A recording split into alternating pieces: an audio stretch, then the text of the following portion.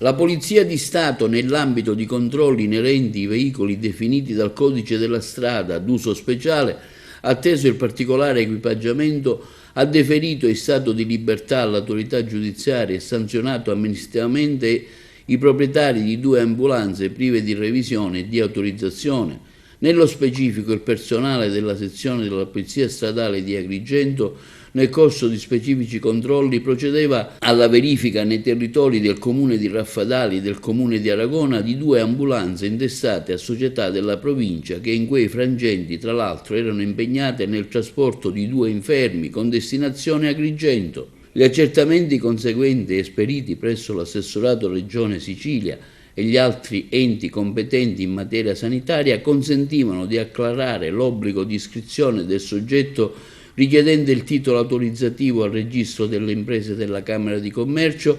al registro regionale delle organizzazioni di volontariato, titolo di cui il proprietario di uno dei 2 mezzi era privo. Il secondo veicolo invece esibiva l'autorizzazione sanitaria rilasciata dall'ASP di competenza, scaduta nella sua validità e non più rinnovata, come verificato presso il Servizio Igiene e Ambienti di Vita del Dipartimento di Prevenzione.